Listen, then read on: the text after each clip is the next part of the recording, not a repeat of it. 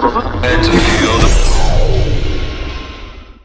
everyone, welcome to Chargers TV. What a big weekend it has been in Tasmanian basketball, with Hobart and Launceston going through to the Seaboard Grand Finals this Saturday at the State Basketball Centre in Knox. Let's have a look at the results for you now, and we'll kick it all off from Friday night at the DEC, where your very own Telstra Hobart Chargers get the win in this one, and the scoreline was none other than 86-71 in an absolute fantastic basketball game.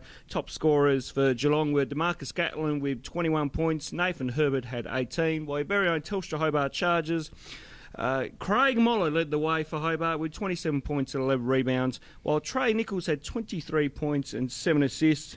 Mafang Muo had a quiet game, but went well by his standards, going by 3 of 7 from behind the arc, and they were crucial ones as well too, as I welcome in Brent Costello and Justin Bryan. Brent, I'll kick it off with you. You had a talk to Stewie straight after the game for obviously media commitments, and what did Stewie have to say?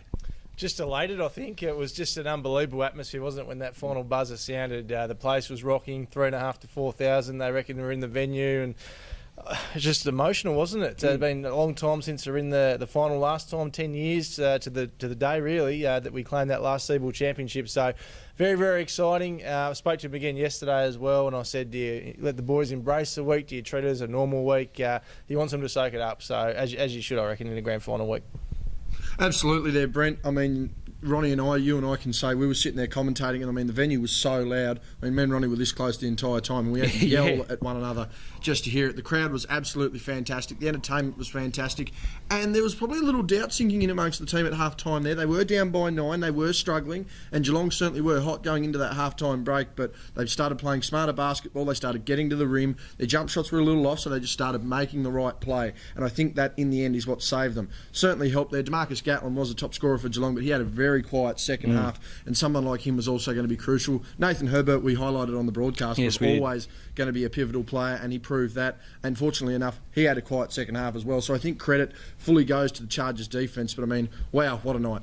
What a night it certainly was. And that big 3 from Craig Moller, and then of course he turned around to Hobart Chargers president Dave Bartlett, kind of showed the logo and showed the passion and the emotion of what it means to play for the Chargers, Brent. And what a story that is too. Craig obviously coming into that game with that quad injury and battled through. Obviously the first half didn't go to plan for him, and I think Stewie said yesterday the doctors did warn them of that, saying it might take him a half to ease into the game, and that's exactly what happened. A huge second half from Craig, and we also found out yesterday that Trey Nichols is carrying a bit of a knee injury as well. So for the boys to play through that and get the job done like they did by that amount, massive tick, and what a prize there was waiting for them as well to get to the grand final. Absolutely, and they'll take on the Nunawadwing Spectres, who had one stage on Saturday night, were 23 down at one stage, and came back to win and knock off Kilsyth in straight sets. That's what you call a choke, Ronnie, from Kilsyth. A big choke, isn't it? Massive, massive. We didn't think Nunawadwing were going to get back into that game, but full credit to Nunawadwing as they win 78-70. There, and obviously we'll have the scorers up on your screen shortly. We're a little bit hamstrung for time this week, Ronnie. We've got so much going on. So much happening as well too. But let's preview Saturday night's grand final, 8 o'clock at the State Basketball Centre. There will be a live stream, and we'll have details on the live stream in the last segment of the show. But Breno, you kind of covered footy teams that have come into grand finals with injuries. Sometimes they pay off, sometimes they don't pay off. You've just mentioned, Craig and Trey with some niggles there. Can the boys get it done over in Melbourne on Saturday? I don't reckon they'll even notice their injury, Ronnie. They'll be up and about from adrenaline, and it'll be pumping, and I don't think it'll matter too much at all. This is what you play for. This is what you get up for. I think Stewie said they'll have a lighter week on the track, those two boys in particular. Well, Craig's back over in Melbourne now with United, so hopefully they manage him all right throughout the week. But no, I think they'll be absolutely fine, and it's going to be exciting. It's going to be hugely exciting. Absolutely. Justin, your thoughts going into the grand final? Well, I was speaking to Craig on the Sunday, and something he did alert me to is that the team is now 1-1 against Nunawadwing this season, so they are treating it almost like a mini 3-game series. And I mean, what better way to settle the score? 1-1 heading into the grand final. Heavily contested games all season. I mean, same with Kilsyth. I mean, a credit to them. They were a big side all season as well. But, I mean, it's going to be a big finish to what has been a big regular season series. I mean, Craig, as you mentioned, with a bit of an injury niggle niggle there. Trey have a bit of an injury niggle there, but at the same time, we do have players around them that if they aren't at 100% and aren't necessarily performing their best, we have players that can step up. Tiri's had a great season. Moo's hit some really good late season form, albeit excluding possibly the prelim final. Tiri's always, been consistent all season. So, the team is deep enough to really get this job done, and I think the boys can come away with the victory. You mentioned Tiri there, and also BJ Radcliffe in the same boat, I suppose. I'm just so wrapped for those guys who've been around the program for years and years now. They finally get a crack. Tiri was there back in 2008, but really just a bench player back then. So for him to be an integral part of this team, it's going to be absolutely exciting for him as well. When you mentioned the results there, Justin, too, I think they've only been like 4 points in both games or something like that. Yeah. So tight. So it's going to be an absolute thriller. I think something there with Tiri too, as you mentioned, Brent, it'd be that emotion. You notice a lot of athletes say they don't appreciate the first championship when they're young, just because they're so wrapped up in emotion and think it's going to come again. Well, you've got to think Tiri over 200 games. He's got to have in the back of his mind, was this ever going to come again? So, especially with a player like BJ who's played 8-9 years himself. So, really big emotional journey for these guys, and they're going to go 100% pedal to the metal. Speaking of Tiri as well, I don't know if you guys can overlay this, but the national anthem on Friday night, apparently the coach didn't know anything about this. BJ, who he's really tight with, didn't know a thing about it. And apparently in the warm-up, Tiri said to BJ, I might have something special for you tonight. I think he's thinking on the court, maybe slam dunk in the warm-up, I don't know. But no, all of a sudden he's there singing the national anthem. And Stewie said there's absolutely no way I would have let him do that if I had have known. So I don't know who he teed it up with and organised it with, but well done. He was bloody good too. It was one of the most confident moves I've seen on the sporting floor in a long time. A long time. Oh, no, fantastic stuff by Thierry there pre-game with the national anthem. We actually have footage sent to us by one of our dear viewers that does tune in every week, so thank you. We're going to actually probably play that during the ad break, actually. That's what we'll go to. Just a couple of quick fun facts for you. Obviously, of course, the last Seaboard Championship the Chargers won was back in 2008 over at the Geelong Arena as they took on the Knox Raiders.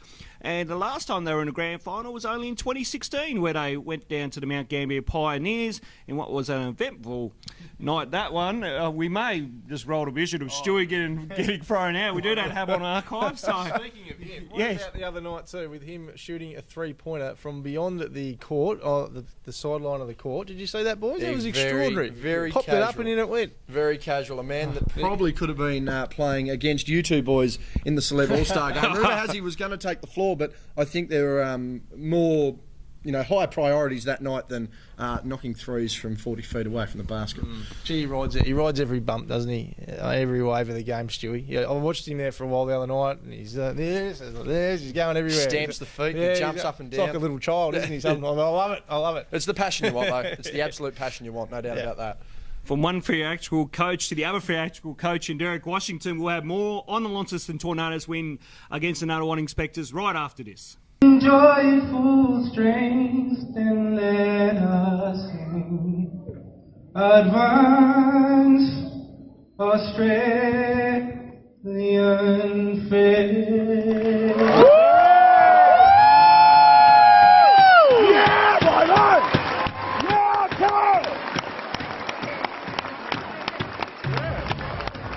Welcome back, and let's have a look at Saturday's night results for you now. And in Launceston at the Elfin Sports Centre in a packed house, and the Tornadoes get the win against the Spectres. 75-65 was the scoreline. Good win there by the Torns by 10 points.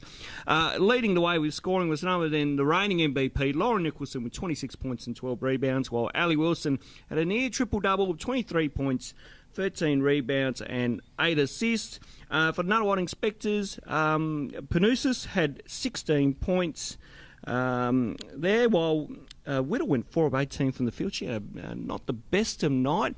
But we talked about it in the last segment, how Derek Washington is a very theatrical coach. And if you did take a note on the live stream, thanks to the guys at City Park Radio, David Moore and the crew there, you can obviously tell, Brent, that Derek at times was a bit excited, but he would be very more excited that he's got his girls through to the grand final. What a story. I mean, they lost Michaela Roof pre-season. Derek came in late. Yep. And what a job he's done. Obviously, you mentioned Lauren there, the MVP. Lauren Mansfield, of course, has been in and out of the team as well on Opal's duties and injury. So they've done a sterling job. And to pack out a stadium on Saturday night as well, they deserve everything they get, the Tawns. And one more to go for them as well. And gee whiz, what a night it sets up for Tasmanian basketball up next week. The Tawns had been written off early in the season too, but many people saw them as not even being able to scrape into the 8, let alone scraping into the 4 like they did. I mean, they did a tremendous job. Ali Wilson during the game, I watched the live stream. She was on fire. I mean, early they come out, they looked unstoppable. Scoring, I think they went on something like a 9-0 run to open the game. Ali Wilson had a 90-second period there where she hit 3 3-pointers in a row. Ellie Collins played well too. I think credit to Ellie as well. She was a big factor there, probably the most unsung factor, sort of like a Zach White is for our team. She rebounded, she scored.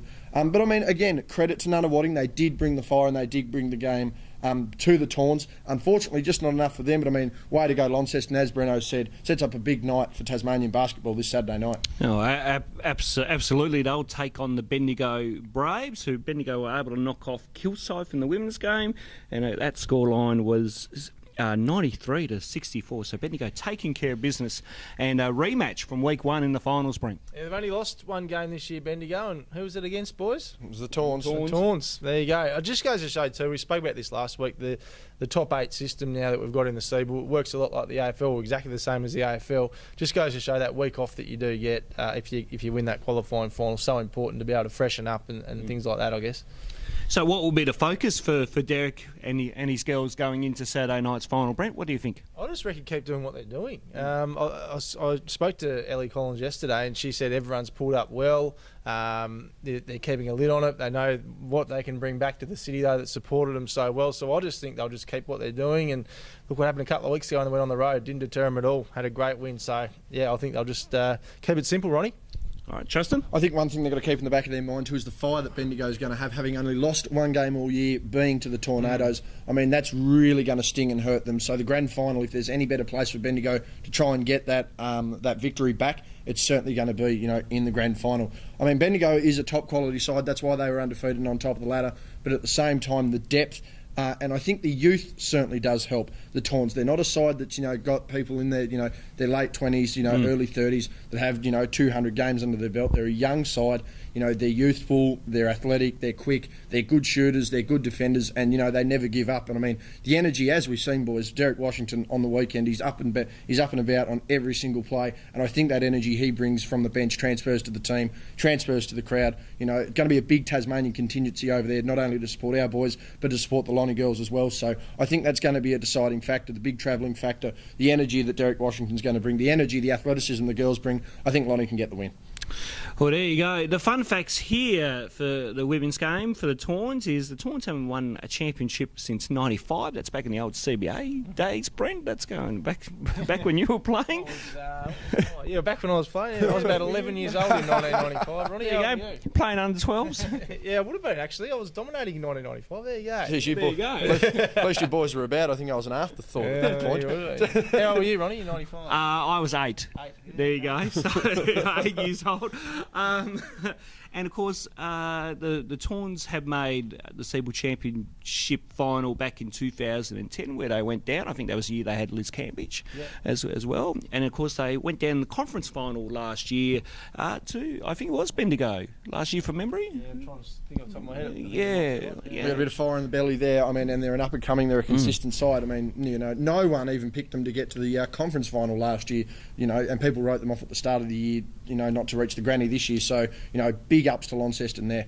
Oh, absolutely. And credit to obviously Dave Bartlett, the president here at the Chargers, and of course Janie Finlay, the chairman of the Launceston Tornadoes. Both them two administrators have done a fantastic job for not only for both teams in their community, but for basketball in general, Brent. I mean, you've covered most of the stuff all year for Win, and just get your quick thoughts on those two people making a big difference. Oh, look at the Chargers. The club was on its knees 3 years ago, wasn't it? 2.5 years ago, and then David came in, high-profile appointment, and look, what do you say? I mean, 4,000 at the deck. We've got on the verge of a potential NBL team. We've got a team in the grand final of the Seabull. What more? As Anthony Stewart said the other night, what more can we do as far as getting an NBL team is concerned?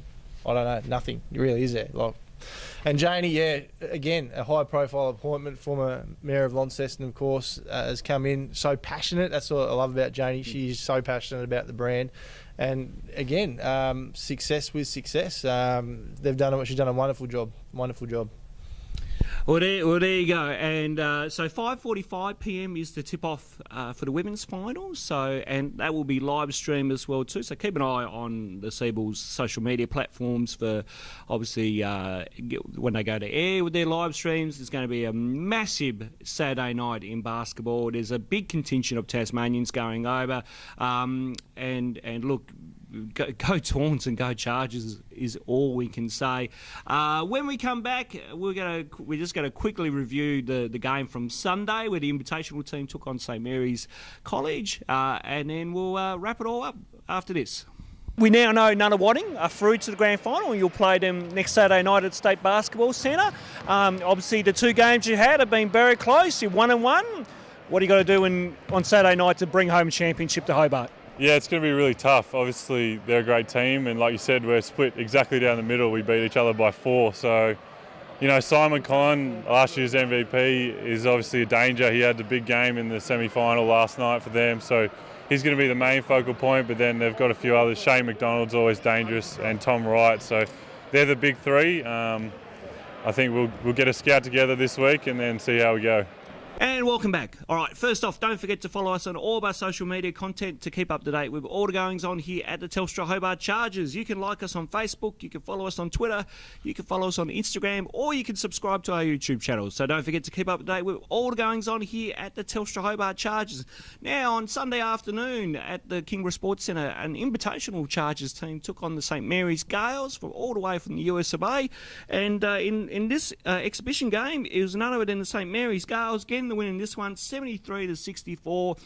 Leading the way was none other than former Chargers player, now St. Mary's Gales player, and Tanner Krebs leading the scoring for the Gales. And Justin, we were both there on Sunday afternoon, and it was a good hit out by St. Mary's and a good chance for some of the young guys of the Chargers to get a bit more court time. Certainly that court time certainly proved to be a big factor. Someone like a Jack Stanwick certainly caught the eye of a few of the St. Mary's players, and most certainly the coach himself, he actually was surprised to hear Jack was 17 and just the skills and the ability that he had. And I mean, guys like Matty Young, Matt hit the final 3 to end the game in the prelim final. Well, he came out and went 3 for 3 against St. Mary's. Guys like Cam Brown, hustle player, he played well. Did have Matthew Yang and did have Zach playing in the game as well, but I mean, guys like Mason Bragg and Joe Chilcott from the Northwest, thanks to those guys for coming down. They put on a good show as well. Jacob Richards, he was getting in amongst it as well. Pretty much the entire young squadron of the Chargers, and the best young guys of the Thunder, they all got a run. They all showed their stuff. But I mean, a credit to St. Mary's. I mean, they were a 15-man squad with half a dozen assistants and a couple of managers and all that sort of stuff. They really showed just how professional, even at the amateur college level, they are in the United States. And I mean, it's probably a wake-up call potentially for some Seabull clubs, but I mean, certainly some NBL teams I think would even be shocked at just how they prepped for that game. So a credit to them and a thank you to them. And I mean, it was good for you to catch up to Tanner and good for me to catch up with Kyle. I haven't seen Kyle for about 4 years since we finished Year 12, Ronnie. So it was good to see him, and you certainly seemed pretty happy to see Tanner as well. Yeah, I think for both of us that kind of meant something. Obviously, I've gone through Tanner in his junior career, and of course refed him and had a little bit to do with him as well, coaching wise. So to see him was absolutely fantastic. So great to catch up with him, and then for Justin, who's obviously good mates with Kyle and went through school together. That's a really nice touch. Breno, just some quick thoughts. Obviously now Stewie did play Mafang and Sack, and they got through the game all good, and they had missed a couple of games throughout the regular season of Seagull, so maybe this game didn't hurt just to get a little bit more extra rust out before the final. Yeah, no, good call. I was fascinated to see what they'd do with the side, and playing a couple made sense, didn't it? You couldn't just play a team full of young guys. But speaking to Stewie yesterday, you think it might be detrimental that we played that game because you mentioned these young guys playing so well in it. They mightn't be with us next year because they might be over it playing a bit of college basketball. So, yeah, no, it's great, a great initiative. The timing was tricky, wasn't it? So I think they got out of it what they wanted to, and just shows we can compete with the might of a US college team. Absolutely. Game highlights of that are on our YouTube page, and the interviews with none other than Coach Randy Bennett from St. Mary's, Tanner Krebs and Kyle Clark. All those interviews are now up on our YouTube page, so make sure you get on the YouTube page of the Chargers and you can have a look and relive some of Sunday's highlights and and get the post-match reaction. We also got Craig Moller as well too on Sunday as well, just getting his quick thoughts on Sunday, and then of course we mainly talked about Friday night as well too, and what he thinks going into the final on Saturday night. Now, before we go, we need to mention we will mention the Media Celebrity All-Star Game. First off, in all seriousness, what a fantastic night it was, and great to run around again. Great to run around with you, Breno, and Justin did a great job on the commentary side of things there. Yeah, go for it. That's your opinion,Ronnie. I thought he was a little flat, to be honest. Wow. He might have just needed to lift us up a little bit more than he did, but no, he's all right. He was okay. Oh, he was okay. now we should mention the money, the 3-pointers we made, and we counted Nash's dunk, by the way, as well too. We'll put that up on screen right now. But we raised $300 for seconds count, so $300 is the official tally there. So we'll no doubt present a cheque to Kim Upton and co very soon on that. So, but the score sheets were quite interesting. Fair to say. So what we've done, we've reviewed game tape, and we've had another score sheet being thrown into the mix, and. So one score sheet says that Bartlett's team won, which I'm not... 68-54 was the, quote, official score, according to the score bench, but I did a bit of review myself. Right. Basic tally marks, and, I mean, we gave Nash 5 points for his dunk because it was very rare we were going to see a dunk, and even with 5 points for Mark Nash's dunk, the media team, in my opinion, still ran away with a comprehensive victory, 60-42. Now, Breno, we know you're not very happy with that. Do you have a message you'd like to send to David Bartlett and the rest of the celebrity politician team? No, I don't really have time for that, to be honest. If you want to, I don't like cheaters. I don't really like cheaters. So I'll just wait for next year. That's all right. We'll remember these things. Desperate times call for desperate measures, don't they? That's all I'll say. Okay, fair enough. Fair enough. It's a little soft message. A little soft. Soft message. Right. Right. I think that's be very careful of which you want to do. The caucus was well rearranged, I think, for the celebrity politician team. That's all we'll say. No, it was good fun. Well done for organising, Ronnie. It's always good fun, and I can't wait to see the highlights whenever they become available. I'd like to have a look back. It'd be good. Yep, no, Justin's working on that as we speak, so no doubt after the show he'll get on to that. But no, absolutely a great night, and certainly enjoyable. So Bartlett has claimed the win. We'll give Bartlett the win. Why not? We'll give him something. We'll give him something. So it's tied at 1-1. So it makes it for an interesting tiebreaker for next year's third instalment. So no doubt I'm going to bring in a team selection committee for this one, and we're going to make sure to recruit well and make sure we get the win. All right, let's move on to another matter now. Obviously, we mentioned about there's going to be live stream from the league on Saturday night in the grand finals. So 5:45 is the women's game, 8 o'clock is the men's game. Now, at Rest Point Casino, our wonderful sponsors there are putting on a watch party. Myself and Justin Bryan are going to MC that function. So, draw card. Main event pay-per-view viewing, ladies and gentlemen. Don't worry about that. Why would you bother going to Melbourne when you can come down and listen to you two knuckleheads? We'll blabber something on. No. So what we're going to do throughout the breaks and the quarter time breaks or timeouts, we'll quickly give you a quick analysis of the game. We're going to get some key sponsor people up and get their thoughts on the game. Any ex-Chargers players that are down there, we're going to find you and try to get you up on stage to get your thoughts as well too. So it's going to be a fun night. All starts at 7:30 at the casino, so make your way down. Free entry, light snacks provided and drinks are available at the bar. So come on down if you can't make it to Melbourne. Come join us cheer on our very own Telstra Hobart Chargers, and hopefully at the end of the night we won't hear each other, I think, because we hope that the boys will bring home a championship back to Hobart. So 7:30 tip-off at the casino, 8 o'clock with the game starts, and then, you'll hear me and Justin blabber on for the next couple of hours after that. So, Breno, will you be coming down or will you go to Melbourne? I'm not quite sure where I'll be yet. I potentially could be over there watching the game, I reckon. So if not, I'll definitely be there to come and heckle you two. That's the way I like it. And, of course, Brent, we need to thank you for, again, allowing us to come down to the Win TV studios throughout the final series. And thanks for your contributions this year as well, too. We love having you on. I know you've really enjoyed being involved with what we do here at Chargers TV. So thank you very much for your help, as always, mate. And, We're going to do a rap show next week, or what do you reckon? Yes. If we win, we'll do one. If not, maybe not, eh? We'll see. Well, there'll be a production meeting during the week, I'd imagine, and Might be a little lower budget if we happen to lose the game. Yes. So, but no, we'll let you know, Brent. Your people will call my people. All right. That's it. That's how we say it in showbiz. That's all we have time for in this edition of Chargers TV. On behalf of Brent Costello and Justin Bryan, I'm Ron Riggs, and we'll see you again soon here on Chargers TV.